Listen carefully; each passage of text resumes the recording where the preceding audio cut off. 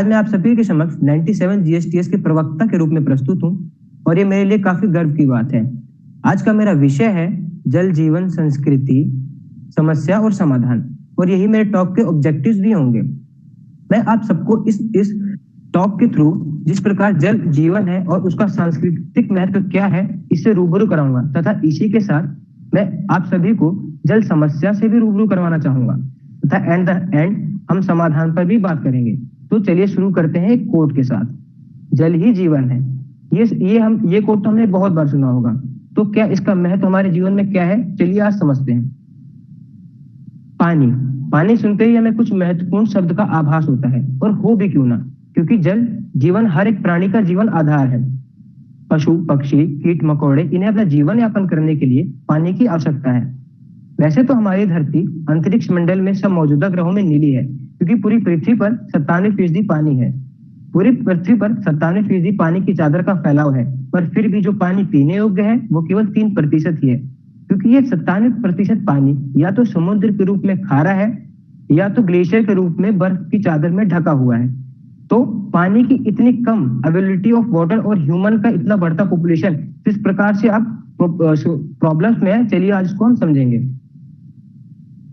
धरती पर इतना पानी मौजूद है, पर बड़े आश्चर्य की बात है ना कि 47% पानी होते हुए भी आज मनुष्य पानी का संकट झेल रहा है। पर ऐसा क्यों है? आप देख सकते हैं 1990 से लेकर 2015 के बीच में पानी का क्या बदलाव रहा। सरफेस वाटर भी कितना चेंज हुआ, अनइम्प्रूव वाटर की बढ़ोतरी कितनी हुई, और other improve and pipe premises में भी कितना चेंज आया। According to UNICEF 4 billion people and two-thirds of world population experience severe water scarcity for at least 1 month in each year. Some 700 million people could be displaced by intense water scarcity by 2030. तो अचानक पानी इतना महत्वपूर्ण कैसे हुआ, तो चलिए इसे समझते हैं।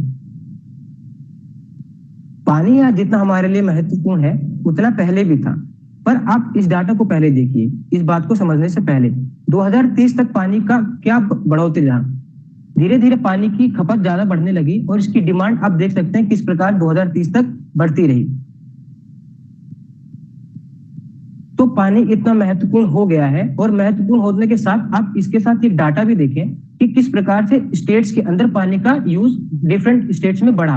आप इसमें देख सकते हैं उत्तर प्रदेश का सबसे ज्यादा शेयर है पूरे ग्राउंड वाटर के यूज करने में। तो चलिए ये तो हुई डाटा की बात। अब हम समझते हैं कि क्या इसका महत्व आज हमारे लिए है या 100-200 साल पुराना है, या इसका सांस्कृतिक महत्व भी है या पुराना महत्व भी है। तो इसी के साथ चलिए समझते हैं पहले हम इसके शुरुआती तौर को। प्राचीन काल में भी भारत का महत्व, पानी का महत्व उतना ही था। पानी कोई आज 100 या 200 साल पुराना नहीं है। प्राचीन भारत में भी संपूर्ण जल का नियोजन साफ साफ देखा जा सकता है। भारत में ऐसी बहुत सी सभ्यताओं ने जन्म लिया जिन्होंने पानी का महत्व आने वाली पीढ़ियों को उपहार में दिया। तो दोस्तों चलिए आज हम उन्हीं सभ्यताओं को समझेंगे जो हमें यही समझाती है कि किस प्रकार जल ही जीवन है और जीवन का आधार है। तो दोस्तों हम सबसे पहले एंशिएंट इंडिया के हड़प्पा सिविलाइजेशन से शुरुआत करते हैं। हड़प्पा सिविलाइजेशन काफी जल प्रबंधक सभ्यता रही। सभ्यता में हम साफ साफ देख सकते हैं कि किस प्रकार हड़प्पा नगरों में घरों, नालियों एवं सड़कों का एक साथ नियोजन एक रूप में देखा जा सकता है। प्रत्येक घर में स्नानघर था, यानी हम देख सकते हैं कि लोग पानी के लिए कितना जागरूक थे। इनमें नालियां ढकी हुई थी और नालियों की साफ सफाई के लिए मैनहोल का निर्माण कराया गया। जल निकास के लिए अपशिष्ट फिल्ट्रेशन की भी व्यवस्था थी। घरों में नालियां पहले घरों की मलकुंड में खाली होती, जिसमें ठोस अपशिष्ट पदार्थ जमा हो जाता था और गंदा पानी नालियों के माध्यम से बह जाता था। तो आज के आधुनिक युग से पहले भी पानी का उतना ही महत्व था जितना आज है, बल्कि आज से ज्यादा था।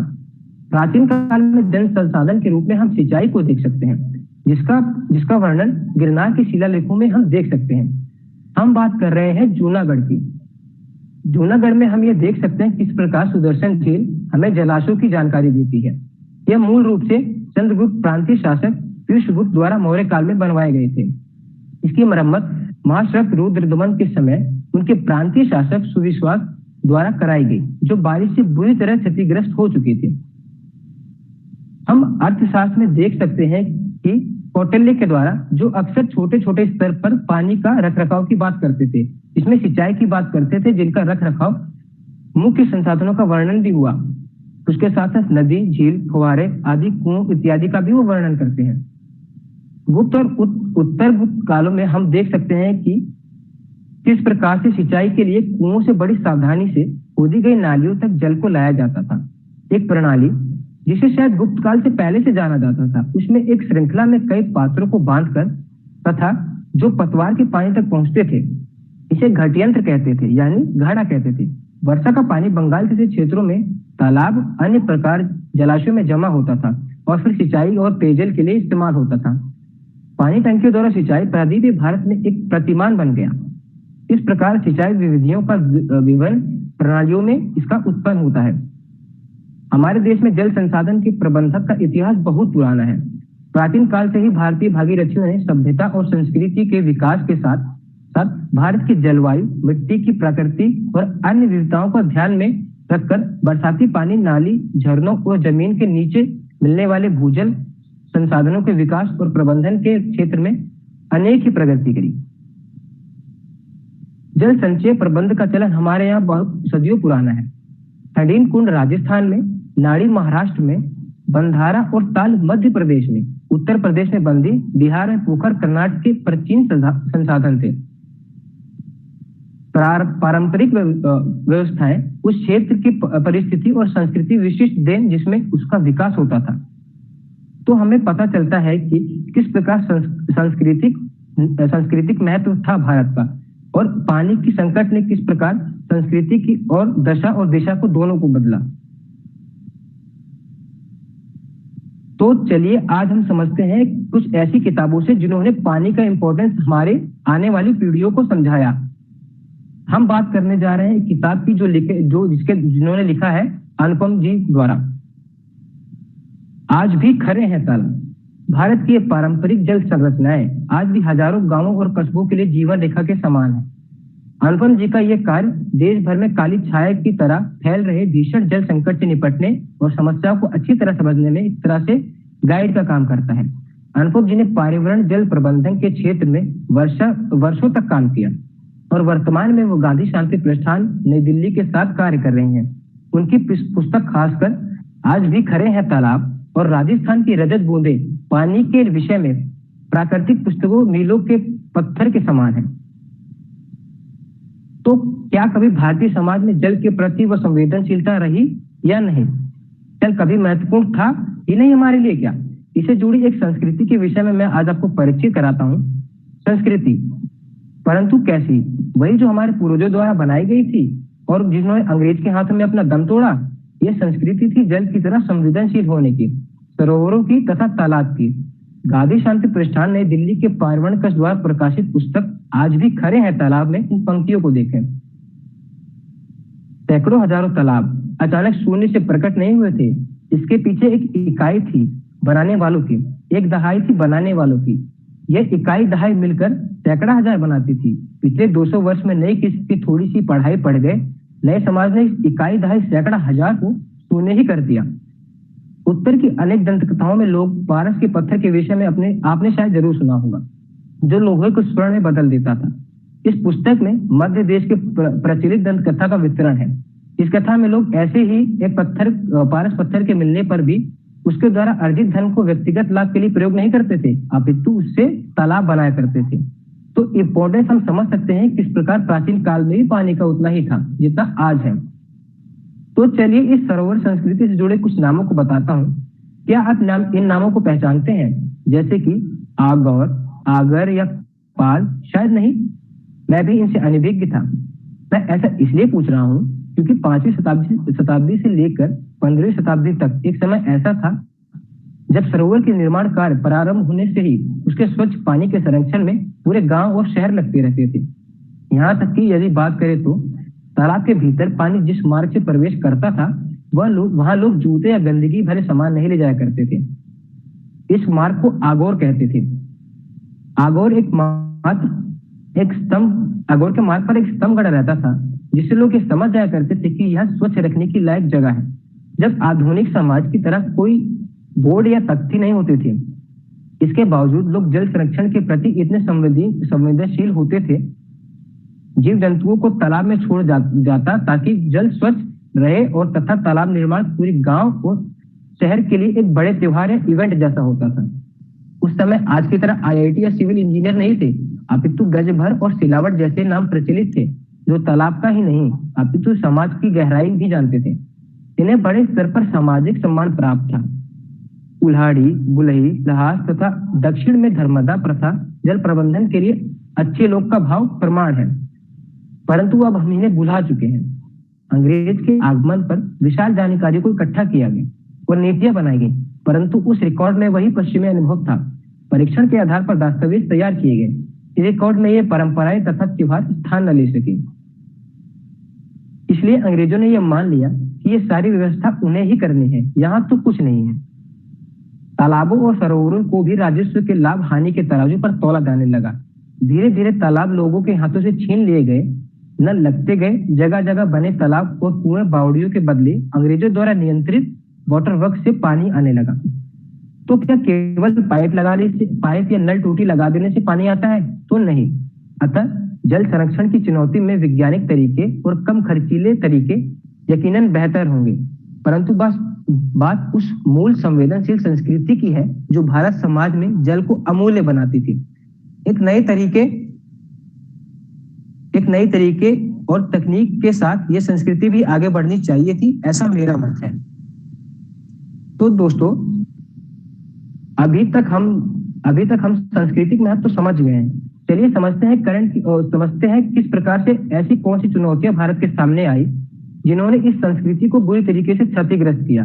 तो आज हम करने जा रहे हैं मेजर वाटर डिस्प्यूट्स को, जो अभी भी भारत में चले आ रहे हैं और काफी पुराने हैं। दोस्तों, वाटर डिस्प्यूट्स का सिलसिला काफी पुराना है। ये वो डिस्प्यूट्स हैं जो भारत के ही अलग अलग राज्य टेरिटरी के बीच पानी को लेकर या वाटर बॉडीज को लेकर चले आ रहे हैं। दोस्तों, भारत में 25 मेजर रिवर्स बेसिन हैं। मोस्टली रिवर्स कई स्टेट से होकर गुजरती हैं। मध्य प्रदेश से नर्मदा का उद्गम होता है और गुजरात के खंबात की खाड़ी में उसका मिलन होता है अरब सागर से। ऐसी कई जगह हैं जहां पर नदियां ही राज्य की सीमा को निर्धारित करती हैं। रिवर बेसिन शेयर्ड रिसोर्स है, तो इस पानी की प्रिजर्वेशन, समान बंटवारे और सस्टेनेबल यूज के लिए ये स्टेट के बीच कोऑर्डिनेशन और सेंट्रल गवर्नमेंट का इन्वॉल्वमेंट इसमें जरूरी है। पर गौरतलब है दोस्तों कि इंडियन फेडरल पॉलिटिकल स्ट्रक्चर में inter state disputes union government के किसी भी सॉल्यूशन पर 2 लेवल पर मांग करते हैं। पहला जब स्टेट इन्वॉल्व है, और दूसरा जब सेंटर और स्टेट दोनों इन्वॉल्व है। यह स्ट्रक्चर कई इशू और एम्बिग्यूटी को पैदा करता है। इंडिया जब से रिपब्लिक बना, इंटर स्टेट रिवर कंसेंटेंस की जगह बन गए। इस लड़ाई में प्रॉपर्टी राइट्स की कन्फ्लिक्टिंग परसेप्शन, फूड सिक्योरिटी के फ्लॉड इकोनॉमिक इंस्ट्रूमेंट और लैक ऑफ इंटीग्रेटेड इकोसिस्टम की कमी ने इसमें फ्यूल का काम किया। कॉन्फ्लिक्ट रेजोल्यूशन में हिस्टोरिकल, कॉन्स्टिट्यूशनल, पॉलिटिकल कारणों की डिले से अब भी है, और तो और पिछले कुछ पुराने सालों में पानी की कमी और अर्बन और रूरल एरिया में फ्रेश वाटर की मांग में बढ़ोतरी और पॉलिटिकल डायनेमिक की मतभेद ने इन प्रॉब्लम्स को और बढ़ा दिया। इस टॉपिक के थ्रू आज हम समझेंगे इन्हीं वाटर डिस्प्यूट्स को, जो कि भारत में बहुत पुराने चले आ रहे हैं। इंडियन पेनिनसुला एक वास्ट एरिया है। यहाँ सैकड़ों नदियां और हजारों वाटर बॉडीज हैं। इस जमीन तक दूर दूर तक फैली हुई है। वहां धीरे धीरे ह्यूमंस ने अपने कन्वीनियंस के लिए बॉर्डर बनाए और इन नेचुरल रिसोर्स को बॉर्डर का शिकार बना दिया। आज भारत में कई सारे ऐसे मेजर डिस्प्यूट्स हैं, जिनमें से 9 मेजर डिस्प्यूट्स सॉल्व करने के लिए ट्रिब्यूनल्स यानी स्पेसिफिक डिस्प्यूट्स या कन्फ्लिक्ट पर डिसीजन देने के लिए कोर्ट्स बनाई गई हैं। 9 में से कुछ डिस्प्यूट्स आज हम इस टॉक में डिस्कस करेंगे। तो दोस्तों, शुरू करते हैं। पहला डिस्प्यूट कृष्णा रिवर और गोदावरी रिवर के बीच। कृष्णा रिवर के डिस्प्यूट्स को लेकर महाराष्ट्र, कर्नाटका, तेलंगाना, आंध्र प्रदेश, जबकि गोदावरी में महाराष्ट्र, मध्य प्रदेश, उड़ीसा, आंध्र प्रदेश और कर्नाटका शामिल है। इस डिस्प्यूट के कई डिस्प्यूट्स कई रीजन में फैले हुए हैं, जो कि इन सभी स्टेट्स की बॉर्डर पर रेस किए गए हैं। लेटेस्ट डिस्प्यूट तेलंगाना और आंध्र प्रदेश के बीच है। स्टेट में वाटर बोर्ड्स और सेंट्रल गवर्नमेंट के बिना परमिशन के कई प्रोजेक्ट शुरू किए गए हैं। इससे कॉन्स्टिट्यूशन के कई हिस्से इन्वॉल्व हो जाते हैं। केवल ISWD यानी inter state water river board act 1956 इसमें शामिल है। इस एक्ट में मैंडेट है कि दोनों स्टेट किसी वाटर डिस्प्यूट को लेकर किसी सेंट्रल एपेक्स काउंसिल का हिस्सा होंगे। दोनों स्टेट काउंसिल रिवर बोर्ड दोनों स्टेट काउंसिल ये एक्ट वाटर बोर्ड्स के को सुपरवाइज करेगा। कृष्णा चार स्टेट से होकर गुजरने वाली एक ईस्ट फ्लोइंग रिवर है। इन स्टेट्स में अपनी ट्रिब्यूटरीज के साथ 33% वास्ट लैंड कवर करती है और एक बड़ा हिस्सा और बेसिन बनाती है। इतने रिच रिसोर्स के लिए डिस्प्यूट्स होते आ रहे हैं और जो आम है, गोदावरी डिस्प्यूट्स भी इन्हीं कारणों से होते आ रहे हैं। दोस्तों, कृष्णा का डिस्प्यूट 6 दशक पुराना था, पर गोदावरी के वाटर शेयरिंग में तब बड़ी दिक्कतें आई जब 2014 में आंध्र प्रदेश से तेलंगाना अलग हुआ। इस दौरान आंध्र प्रदेश का Polavaram dam bone of contention बन गया। तेलंगाना को डर था भले ही डैम आंध्र प्रदेश के कई हिस्सों को इरिगेट करेगा, पर तेलंगाना की खमाम डिस्ट्रिक्ट के बड़े हिस्से को डुबा देगा। उड़ीसा ने भी अपने कंसर्न व्यक्त किए।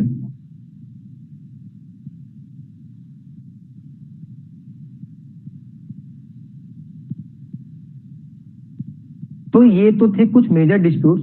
तो चलिए दोस्तों, अब हम ऐसे डिसीजन पर डिस्कस करते हैं जो कि गवर्नमेंट द्वारा लिए गए हैं इन डिस्प्यूट्स को कम करने के लिए।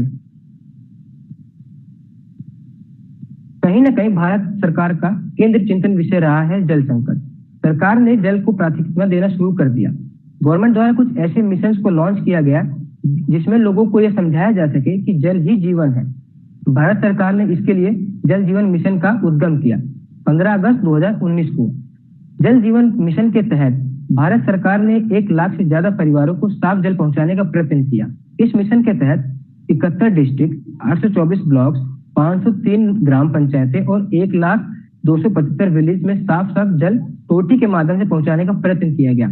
बीते दशकों में पानी की बढ़ती समस्या ने भारत सरकार को जल जैसे जीवनदायी विषय पर सोचने को मजबूर किया, क्योंकि भारत में कुछ ऐसी भी जगह है जहां पर लोगों को जल प्राप्ति के लिए काफी मीलों का सफर रोजाना तय करना पड़ता है। जल जीवन मिशन गांव को गरीब तक पानी पहुंचाने का मिशन तो है ही, बल्कि ये एक प्रकार से ग्राम स्वराज को, ग्राम के सशक्तिकरण को नई ऊर्जा प्रदान करता है। ये मिशन सरकार के काम में करने में किस प्रकार बदलाव आया उसका भी उदाहरण है। पहले इन सरकारी योजनाओं पर केवल दिल्ली में बैठकर बात होती थी और फैसला होता था कि किस गांव में किस और टैंक बनेगा, कहां से पाइपलाइन बिछेगी। ये सब फैसले ज्यादातर राजधानियों में लिए जाते थे, लेकिन जल जीवन मिशन ने इस पूरी परिपाटी को ही बदल दिया। इस मिशन ने गांव से जुड़े पानी के कोई से भी काम हो, कहाँ काम हो और उसकी क्या तैयारी हो, ये सब कुछ तय करने का फैसला गांव के लोगों पर ही छोड़ दिया। पानी के प्रोग्रेस से लेकर, प्लानिंग से लेकर, रख रखाव और संचालन तक पूरी व्यवस्था ग्राम पंचायत करेगी, पानी समितियां करेगी, जिसमें 50% महिलाओं का इन्वॉल्वमेंट होगा, क्योंकि पानियों का संकट और उनके कारक को महिलाएं ज्यादा समझती हैं। मैं दूसरा इनिशिएटिव आप सबके साथ डिस्कस करना चाहूंगा, कैच द रेन मिशन का। कैच द रेन मिशन प्रधानमंत्री द्वारा जल दिवस 29 मार्च 2022 को लॉन्च किया गया। यह मिशन जल शक्ति अभियान का हिस्सा है। इस मिशन को 22 मार्च से लेकर 30 नवंबर तक के प्री मानसून के लिए लागू किया गया। इस मिशन की थीम है, जहां भी हो, जब भी हो, संभव हो, वर्षा के जल का संग्रह करें। इस मिशन से हमारे माननीय प्रधानमंत्री का मानना है कि यदि हम अपना ध्यान वर्षा जल के और संग्रह पर लगाते हैं तो हम सब मिलकर ग्राउंड वाटर के स्तर को बढ़ा सकते हैं। जल शक्ति अभियान कैच द रेन का उद्देश्य ही है कि हम सब मिलकर वर्षा के जल का समुचित संग्रह करें तथा साथ ही साथ पानी से जुड़े हर मुद्दे को लोगों के बीच रखें ताकि उनका महत्व बढ़ाया जा सके। मैं तीसरा इनिशिएटिव गवर्नमेंट के द्वारा जो लिया गया है उसको डिस्कस करना चाहूंगा, जल शक्ति इनिशिएटिव। जल शक्ति अभियान शुरू किया गया जल शक्ति मंत्रालय द्वारा। यह अभियान 1 जुलाई 2019 को शुरू किया गया माननीय जल शक्ति मिनिस्टर गजेंद्र सिंह शेखावत द्वारा। यह अभियान का लक्ष्य था कि वाटर क्राइसिस एवं वाटर को कंजर्व करने के ऊपर। इस अभियान का मेन फोकस था उन डिस्ट्रिक्ट पर जो वाटर स्ट्रेस की समस्याओं से जूझ रहे हैं, क्योंकि यह अभियान सिर्फ उन्हीं जगहों पर चलाया गया था जो लगातार जल संकट की समस्याओं को झेल रहे हैं। इस अभियान में सरकार ही नहीं बल्कि समाज को तथा जन भागीदारी को भी मौका दिया गया। जल शक्ति अभियान के दो चरणों में शुरू किया गया, जिसमें पहला चरण साउथ वेस्ट मानसून को कवर करेगा तथा दूसरा फेज नॉर्थ ईस्ट मानसून को कवर करेगा। जल शक्ति अभियान के अंतर्गत भारत में कुल 1186 ब्लॉक्स ऐसे हैं जहां पर भूजल को जरूरत से ज्यादा दोहन किया जाता है तथा 313 ऐसे ब्लॉक्स हैं जो कि क्रिटिकल वाटर सिचुएशन से इम्पैक्टेड है और साथ ही साथ 94 ऐसे ब्लॉक्स हैं जो कि लो अवेलेबिलिटी ऑफ वाटर तथा ग्राउंड वाटर से जूझ रहे हैं। तो चलिए जानते हैं जल शक्ति मंत्रालय को। पहले जल शक्ति मंत्रालय किसी भी प्रकार की समस्या जो जल से जुड़ी है उसके लिए नीतिगत रूप से जिम्मेदार है। मतलब इस मंत्रालय में सिर्फ और सिर्फ पानी पर ही बात होती है। जल शक्ति 3 अन्य मंत्रालयों का संग्रह है जिसमें drinking water and sanitation and ministry of water and Ganga reservation को जोड़ा गया। तो ये तो कुछ ऐसे इनिशिएटिव्स थे जो गवर्नमेंट द्वारा लिए गए हैं। अब मैं डिस्कस करना चाहूंगा कुछ अपने द्वारा ऐसे स्टेप्स हम ले सकते हैं कि हम उससे पानी को रोक सकते हैं। मैं पहले डिस्कस करना चाहूंगा कि पानी का महत्व लोगों के बीच समझाया जा सके, क्योंकि जब तक लोगों को पानी का महत्व समझ नहीं आएगा वो पानी को बचाने के लिए प्रेरित नहीं होंगे।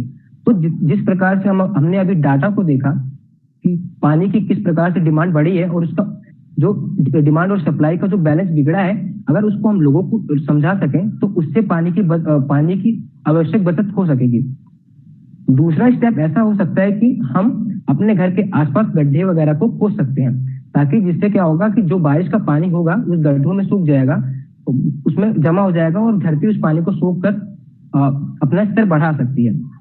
तीसरा स्तर ये होगा कि जितना पानी हमें चाहिए हम उतना ही इस्तेमाल करें, क्योंकि हम कभी कभी जरूर हद से ज्यादा पानी का इस्तेमाल करते हैं जिससे क्या होता है पानी का दोहन होता है। तो हम अपने लेवल पर देख सकते हैं कि हमें कितना पानी इस्तेमाल करना है और उसका जरूरत से ज्यादा उस पानी का इस्तेमाल नहीं करना चाहिए।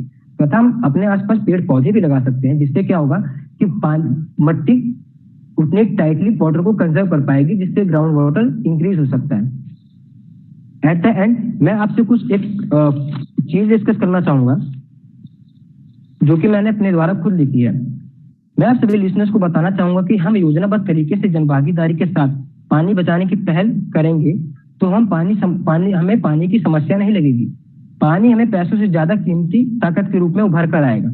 ये काम बहुत पहले हो जाना चाहिए था, लेकिन दुर्भाग्य से जितनी मात्रा में होना चाहिए था, जितने व्यापक स्वरूप में होना चाहिए था, जितने जन भागीदारी से होना चाहिए था, उसमें कहीं ना कहीं कमी रह गई। नतीजा यह है कि जैसे जैसे भारत विकास के पथ पर बढ़ रहा है, जल संकट की चुनौतियां उतने ही बढ़ती जा रही हैं। अगर देश ने पानी की बचत पर ध्यान नहीं दिया, पानी का दोहन नहीं रोका, तो आने वाले दशकों में बहुत ज्यादा समस्या बिगड़ जाएगी। हमारे पूर्वजों ने हमें पानी दिया है, ये हमारी जिम्मेदारी है कि आने वाली पीढ़ियों को पानी सुरक्षित देकर हमें जाना चाहिए। धन्यवाद एवं शुभ दिन। Very well done, Mr. Ankit. That was indeed a very well researched talk. Now, keeping time limits in mind, let's take some questions from our enthusiastic listeners. So the first question is from Mr. Mohit Yadav, और वो पूछ रहे हैं कि प्राचीन काल से ही Harappa, Mesopotamia, मिस्र जैसी सभ्यता और नदियों के किनारे बसे शहर भी फले फूले, तो उस समय के कौन से ऐसे तरीके हैं जो जल प्रदूषण को कम करने में मदद कर सकते हैं? मतलब कौन से ऐसे तरीके हैं जो हम कंटेम्प्रेरी टाइम्स में इस्तेमाल कर सकते हैं उस समय के, जिससे कि ये जो जल प्रदूषण जैसी भीषण समस्या है इसमें हमें राहत मिले? आजकल क्या है कि हम लोग देखते हैं कि जो हमारे आसपास सराउंडिंग्स में नालियां वगैरह का जो सिस्टम है, अगर वो एक बार खराब हो जाती हैं तो लोग उस पर दोबारा ध्यान नहीं देते हैं, जिसमें से क्या होता है पानी बार बार निकलता रहता है, जिससे प्रदूषण उसका बढ़ता रहता है और अनेक प्रकार की बीमारियां बढ़ती रहती हैं। पर हम कंटेम्प्रेरी वर्ल्ड में देखें, जैसे हड़प्पा सभ्यता है, उसमें नदी वगैरह और जो नालियां वगैरह थी उनका एक सिस्टमेटिक वे था। वो एक सीक्वेंस में बनाई जाती थी ताकि उस पानी जो गंदा पानी है उसका निकास एक अच्छे रूप से हो सके। जैसे कि मैंने अपने टॉक में भी डिस्कस किया कि उसमें एक फिल्ट्रेशन की व्यवस्था होती थी, जिसमें कि जो गंदे पदार्थ हैं वो उससे निकल जाते थे और जो उस पानी का यूज रह जाता था वो सिंचाई वगैरह में भी कर लेते थे। तो हम उस चीज को समझते हुए आज भी ऐसे कुछ सिस्टम्स या सिस्टमेटिक वे बना सकते हैं जिससे कि हम पानी को बचा सकते हैं। Okay, very well answered. Now the next question is by Mr. Ashish Singh और वो पूछ रहे हैं कि जलवायु परिवर्तन के बीच आधुनिक जल सुरक्षा और स्थिरता के मुद्दों से निपटने के लिए क्या जल प्रबंधन की प्राचीन स्वदेशी तकनीकों को अपनाया जा सकता है? मतलब जो हमारे ट्रेडिशनल वाटर कंजर्वेशन सिस्टम्स हैं, क्या हम उनको यूज कर सकते हैं अभी कंटेम्प्रेरी टाइम्स में, जो ट्रेडिशनल हमारे वाटर कंजर्वेटिव सिस्टम्स हैं? बिल्कुल हम यूज कर सकते हैं, क्योंकि हमने इस टॉक में भी देखा कि प्राचीन काल में साफ सफाई का कितना ध्यान रखा जाता था। जहां पानी होता था वहां पे लोग गंदगी के नाम पे कुछ भी नहीं फैलाते थे, वहां पे उनको कोई रोकने वाला भी नहीं था, पर वो स्टिल उनको इतना जानकारी थी कि किस प्रकार से पानी की व्यवस्था करनी है और उसको किस तरह से साफ रखना है। पर आज के युग में क्या है, लोग सिर्फ अपना इस्तेमाल देखते हैं, पानी का उतना उनको पानी जो गंदा हो रहा है उनके एक्टिविटी से उस पर ध्यान नहीं देते हैं। तो हम उस चीज से सीख सकते हैं कि किस वे में हम अपने स्तर पे पानी का यूज तो करें, पर दूसरों के लिए भी उस पानी को छोड़ सकते हैं जो सुरक्षित रहे। Okay, the last question I am taking is by Miss Archana Bharti and she is asking, शहरों में जल संरक्षण करना काफी कठिन हो जाता है क्योंकि यहाँ आबादी ज्यादा है और जगह कम है। आप मेट्रोपॉलिटन सिटीज में जल संरक्षण के विषय में क्या कहना चाहेंगे?